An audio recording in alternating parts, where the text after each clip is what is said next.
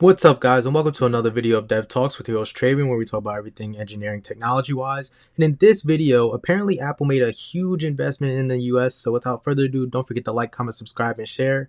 And let's dive right into this. Before we begin, I'd like to say a few words about the shooting at Fort Stewart in Georgia, and the Army criminal investigation law. The entire nation is praying for the victim, and I'm going to take very good care of this person that did this, horrible person. This afternoon, we're pleased to welcome to the White House one of the great and most esteemed business leaders and geniuses and innovators anywhere in the world, Apple CEO Tim Cook. It's an amazing job. Thanks as well to Secretary of the Treasury Scott Bessent and Secretary of Commerce Howard Lutnick for being here, wherever you may be. Oh, there you are. Hello, fellas. I missed you. Today, Apple is announcing that it will invest $600 billion, that's with a B, in the United States over the next 4 years. That's $100 billion more than they were originally going to invest. And this is the largest investment Apple has ever made in America and anywhere else. And it's just an honor to have you. As you know, Apple's been an investor in other countries a little bit. I won't say which ones, but a couple. And they're coming home. $600 billion. It's the biggest there is. The company is also unveiling its ambitious new American manufacturing program, which will bring factories and assembly lines across our country, all roaring to life. Areas that were not doing so well are doing very well. We have about $17 trillion coming into the United States, which is more than ever before. That's never even come close. There's never been anything like it. Even you, that's even a lot of money for you. But we have commitments of more than $17 trillion. That was as of a couple of weeks ago. These investments will directly create more than 20,000 brand new American jobs and many thousands more at the Apple suppliers like Corning, Broadcom, Texas Instruments, and Samsung, who all deal in that world. That is insane, right? $600 billion. You guys have to sit here and really think about how much money that actually is. 600 with a B billion dollars invested into the country for people to do manufacturing, have some more job opportunities and things like that. And then you know who also gets the benefit of the doubt of this? The suppliers. So this isn't a financial channel and everything. We talk about everything technically, engineering wise and things like that, and we just kind of go over it. But even on a financial standpoint, if you want to know what companies that you want to be invested in and things, look at the suppliers. You look at the big name companies and you look at who supplies those big name tech companies. Those companies are going to be making a bunch of money. Why do you think Nvidia is one of the number one stocks right now in America? Because it's the world's biggest supplier. Not just innovator, supplier to a lot of these other rich companies. That is the reason why. And the countries, he's not going to name them, but the reason why this is happening partially is because of tariffs and everything.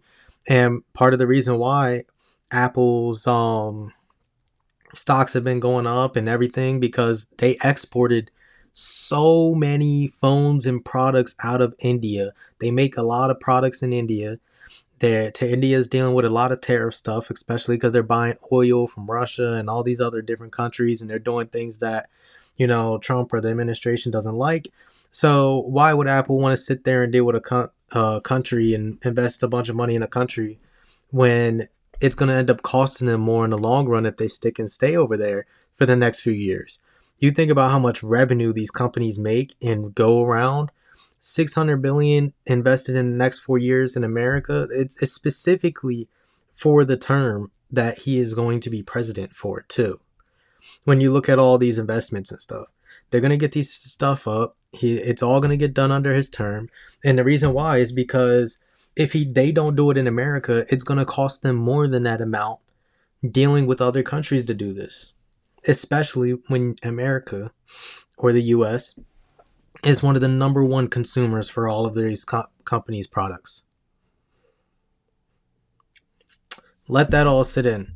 I want to know more, and I want to have Tim Cook actually speak into what they're going to be manufacturing and everything.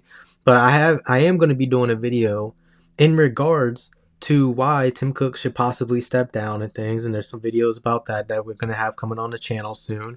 So look out for them. Stay subscribed and everything. You'll see it there. And also thank you all for 400 subscribers. Really appreciate that. Just want to let that one out as well too. But this is some of the good stuff that I believe that comes through the madness that goes on in this guy's head. Hate them, love them, whatever your feelings are in regards to how they're doing business, or who they are personally, how they're doing business and influence, influencing these companies is actually been quite beneficial for US, and I think in the long run it definitely will be extremely beneficial. Extremely. Um, yeah, I just want to know more along where this 600 billion is going to be going. I saw some things about 100 billion, but I guess it's 100 billion more than initially stated in the past. So, yeah. As part of this historic commitment, Apple will massively increase spending on its domestic supply chain for the iPhone and will build the largest and most sophisticated smart glass production line in the world in Harrodsburg, Kentucky, which is a great, actually, I did very well there. I like it because I see I did very well there. I did very well in Kentucky, but it's a great place. You're going to be very happy. I thought maybe while we're up, I'll interrupt my own speech by you might show them a little bit about the product that you're going to be doing in Kentucky, Tim. Absolutely. Do you mind if I step up? Yes, please. This bond was made in the U.S., California, and this glass comes off the Corning line. It's engraved for President Trump. It's a unique unit of one. It was designed by a U.S. Marine Corps corporal, a former one, that works at Apple now. It's good. He's done well. Designed it for you. And the base comes from Utah and is 24 karat gold. And it sits, I'll take the liberty of setting it up. Wow.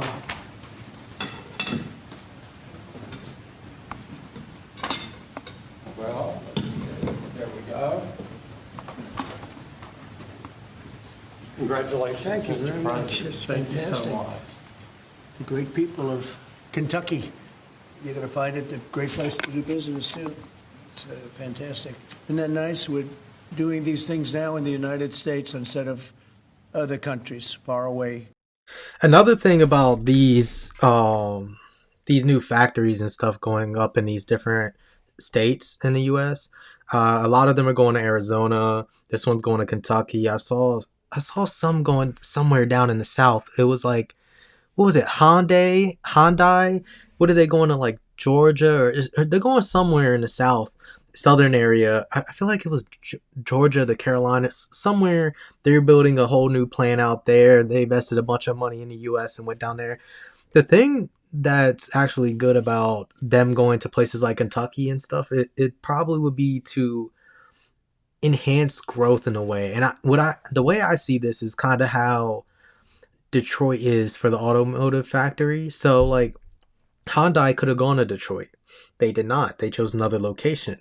What this is going to do now is going to boost up the economy in these other states around the country, where there's places like Detroit outside of Detroit. What Detroit is known for and is growing and doing so well with, these other states are going to be having that same kind of influence, to where if they get the right leadership around in these businesses, and there's a lot of extra jobs over here and for places people to work in, and there's a lot of places for people to invest in, especially in a capitalistic society where everybody's trying to grow, make money, do all this other stuff, provide, it may help grow for everybody else to do the same thing, and more people will be moving there, population will grow there, people are going to go out there to make a bunch of money.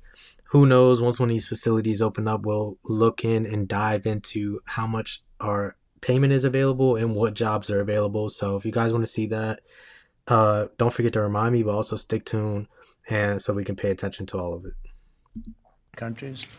This is a significant step toward the ultimate goal of ensuring that iPhones sold in the United States of America also are made in America. With the mass infusion of capital it's announcing today, Apple will also build a 250,000 square foot server manufacturing facility in Houston and invest billions of dollars to construct data centers across the country, from North Carolina to Iowa to Oregon.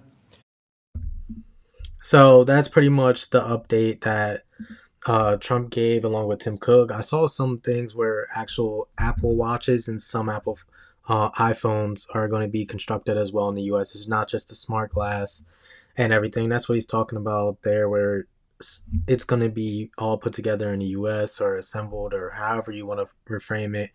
Data centers are going to be built out here. And another thing is another video I'm going to be catching on to later. I saw, it was in somewhere in Arizona, Amazon data center got blocked. So look out for that video as well too. We're going to be covering some stuff like that. A lot of good stuff coming up. Without further ado, let me know what you guys think in the comments down below about this whole situation. Don't forget to like, comment, subscribe, and share. Put your input, what you think about it. What you like, what you dislike. Also, if you have any suggestions or anything to go over, don't forget to send me an email at devtalkspod@gmail.com. Without further ado, peace. See y'all next time.